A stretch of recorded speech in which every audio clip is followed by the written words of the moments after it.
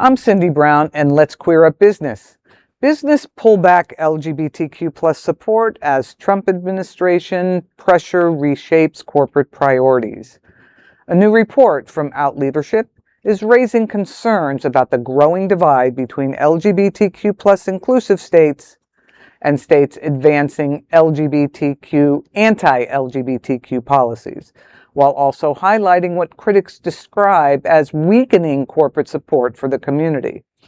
The 2026 State LGBT Business Climate Index found that, quote, the gap between inclusive and hostile states is wider than it has ever been, and it is still widening, end quote. The report expanded its methodology this year to include measures such as restrictions on drag events, access to gender-affirming care, and policies affecting transgender athletes. Massachusetts ranked highest on the index, while Arkansas, Tennessee, Idaho, South Carolina, and of course, Florida ranked at the bottom. The report argues that anti-LGBTQ plus policies create challenges for business by affecting talent recruitment, retention, and brand reputation. At the same time, critics say many corporations that once publicly supported LGBTQ plus inclusion are now scaling back diversity, equity, and inclusion programs amid pressure from President Donald Trump and his allies. Companies including Lowe's and Walmart have reportedly reduced DEI initiatives, including LGBTQ plus inclusive programs.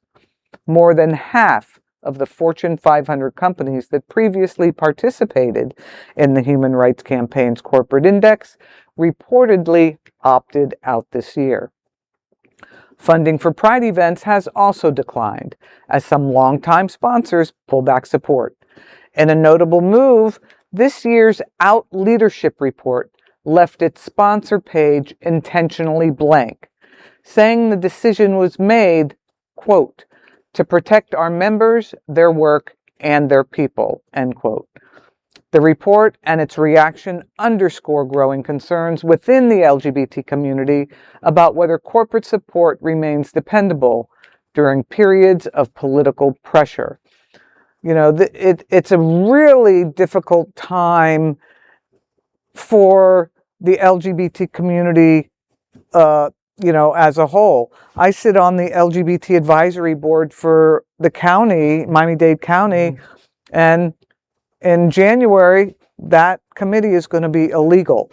So between governments and corporations feeling the pressure of the administration, and then for the 4 lowest states on the list, which of course Florida is one, we are facing this extra pressure, and I fear that, we in Florida, we have the benefit of not paying income tax because of tourists, but are they going to keep coming? Definitely been an impact. And I feel bad because we have politicians now that support LGBTQ plus and other people's rights and might be facing losing their jobs just because of the way they support the community. Right. Exactly. It's both depressing and embarrassing to be living in one of the 5 states ranked at the bottom. I mean, here's Florida, along with Arkansas and Tennessee and Idaho and South Carolina,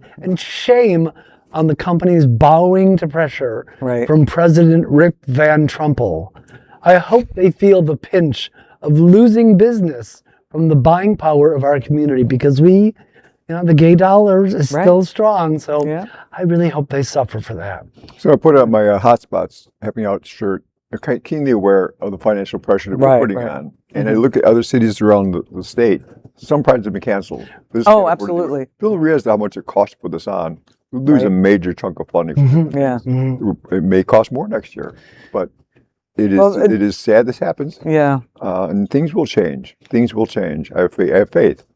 Well, I think that the LGBT community has always been able to coalesce and make things happen. And I know I've said this expression on the show before, but I love the saying, they tried to bury us, but they didn't know we were seeds. And we are seeds. I like that. Absolutely. You can try and bury us all you want, but we're just going to keep popping, grow right back. There's no getting rid of us. And, I do fear that in the short term, a lot of damage can be done to people in our community, especially the trans community. But, we just got to keep fighting. Absolutely. We got to keep fighting. There's no other queer nonprofit media platform like this in the entire world. Support our LGBTQ stories by sharing them and subscribing to Queer News Tonight.